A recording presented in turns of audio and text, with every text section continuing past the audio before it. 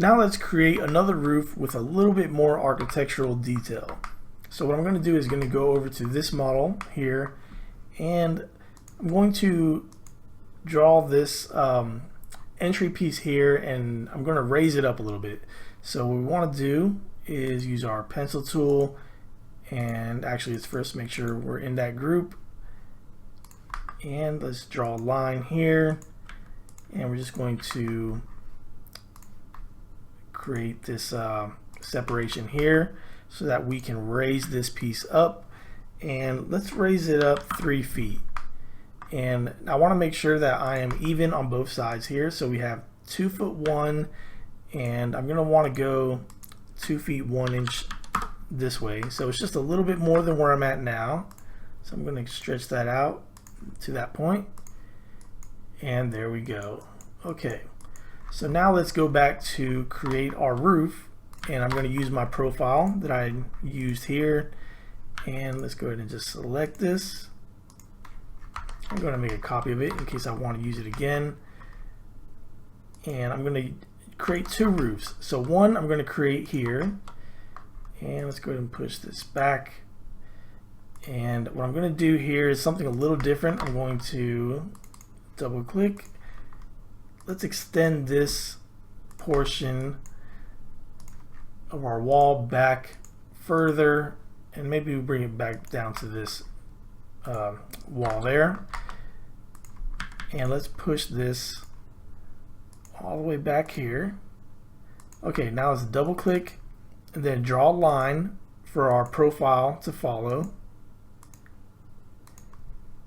and let's get out of that. Now let's use the follow me tool, and you can access the follow me tool here, or you can go to tools, follow me, and we can click the surface, and then we just drag our mouse along the line that we created, and then we're just basically, this is what the follow me tool is. It's following the line that you are telling it to, and we're going to come all the way to the end here, and there we go.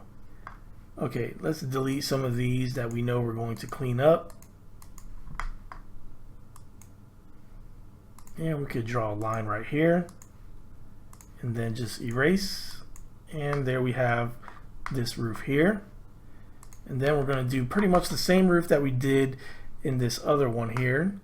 And you know what, one more thing I'm going to do, I'm going to add a little bit more detail to this profile, and to do this I'm just going to come down, and let's come down 4 inches and 1 inch, and just create a little freeze board there. And then let's come out 1 inch and 2 inches here, and we'll just create a little lip there as well, just to give our roof a little bit more detail. Okay, now let's do our line for our follow me tool, and we're going to go around the perimeter of our roof. And now, since I kind of have this hidden, I'm going to just drag my line across, make sure I'm on that red axis, and let's draw this line just a bit ways more, and let's make sure we connect them all. And I'm going to go ahead and delete those 2 that I created there, and I think I did something wrong here, so let's fix that. So make sure my line is coming from here, and we can actually use the arrow keys to lock into an access. So let's hit that corner and hit the right arrow key, and it locks in that red access, and then we'll just bring it out a bit more there, and we can lock it here. Now I do my left arrow key and it locks it in that green access, and I believe we're good. Now let's erase some of these excess lines. Okay, so now if I hide all this, we can see what I did, and there we see our line connecting. Okay, and let's delete that edge there, and we're going to do the same thing we did for our other follow me tool. Just unselect that, tools, follow me, then select the face, and something did not work right. So let's see if we can do it by just clicking and dragging our mouse. There we go. And I think it's gonna work. There we go. Okay, so now use the eraser tool to erase some of these extra surfaces that we don't need. And then let's go ahead and use the select all, right click to intersecting faces with selection, and now use the eraser tool and delete all your excess surfaces. There we go. So now we've created that roof, and let's go ahead and unhide our previous ones, and there we go. And it looks like it's a little bit too high, so what I'm going to do is I'm going to drop it down a foot. Let's go down 1 foot, and that looks like it's still too low now, so let's go down, let's go back up 6 inches, and there it looks like we're just under where we need to be. Now I'm going to bring this wall down 6 inches, use the push pull, come down 6 inches, and then what I can do here is just use well, I can actually do it a couple ways. I'm going to select all those edges, make sure I'm in that group, and then use the move tool, grab the edge and drag it until it connects with that roof. There we go. So another way we can build roofs is by using plugins. So for this next roof, I'm going to copy over one of these homes here, and let's just make a copy and drag it. Use that control to create a copy, and let's delete the roof that we created. And to do this, I'm going to use one of my favorite plugins, which is the Valley Architects Instant Roof plugin. And if you go over here to valleyarchitects.com, you can get this plugin. It's very inexpensive in my opinion for it, and you can get all the architectural plugins that they have, or you can just get the roof plugin, which is one of my favorites that I love using, and you'll see why in a minute. But I highly recommend it if you're really going to get into building 3D models of homes. This plugin is extremely valuable. So I'm going to go ahead and minimize this, and let me show you how that plugin works. So first, I already have it installed, so I'm going to go to View, Toolbars, and here it is, the Instant Roof NUI plugin. I'm not sure how you say that. And let's go ahead and close. Okay, so to create this, or to create a roof with this plugin, I'm going to use the rectangle tool, and we are in roofs, so I'm in that layer. So I'm going to draw a surface here, and let's go ahead and double click and make this into a group. Double click again, and I'm going to grab the corner, and there we go. So I've created a whole surface around that area. So one way I can do this is I can just click on that surface and go to Make Roof.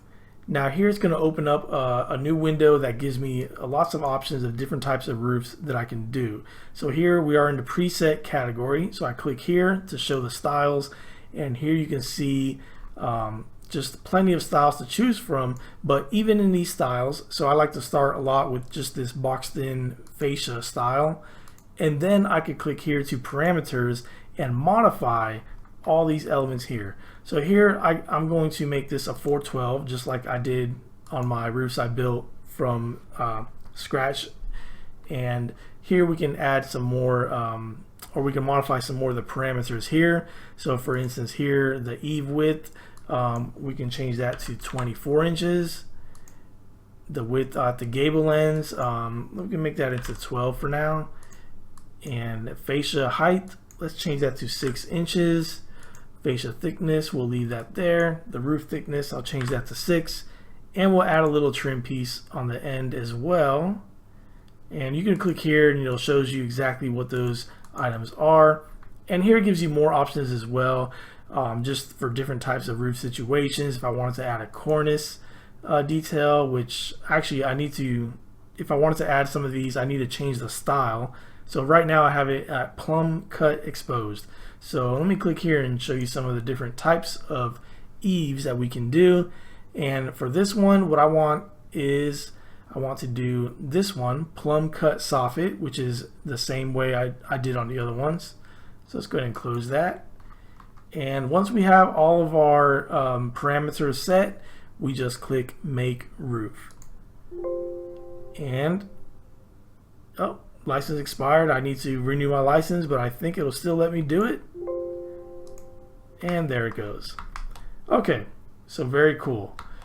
And now we need to add one more roof here. So I'm going to go ahead and hide that.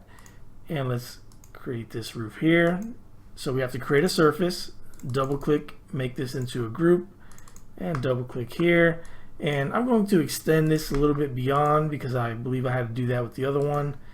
And then I need to select the edge and that surface. So I'm selecting the edge line and this surface because this is going to make this into a gable end and leave the rest as a hip or a eave end.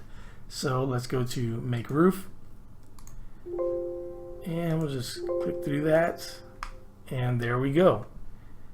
And now if I unhide everything, there we go. So we created our roofs. Looks pretty much the same as the one we did here, and just with a couple of added a little a freeze board there. So very cool plugin. You can do a lot of cool things with it. So for instance, let's say if I wanted to do a different roof here, and let's go ahead and hide this, and let's create a different style of roof. And I'm going to do the same thing. We're creating those surfaces. And let's double click. And let's just delete this line here. And I'm going to actually draw a line cutting through all the way there. Okay, so what I want to do is I want to have some exposed gable ends here. So I'm going to click all the way through. So I'm clicking these two ends, which what it tells it to do is to make these into gable ends and leave these as a normal eave. So we're going to click that and have a gable end here. And I have the surfaces selected as well. So now let's go to make roof, and I'm just going to say make roof. And there it created some gable ends for us. So very nice. Cleans it up for you and everything. And I can do the same thing here on the top. And let's hide that for now. Just double click. Let's make sure we push this back into our roof.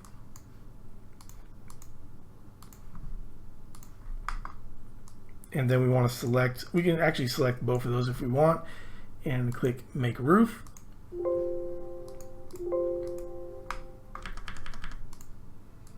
And let's unhide the last one. And there we have our gable ended roof that we created there.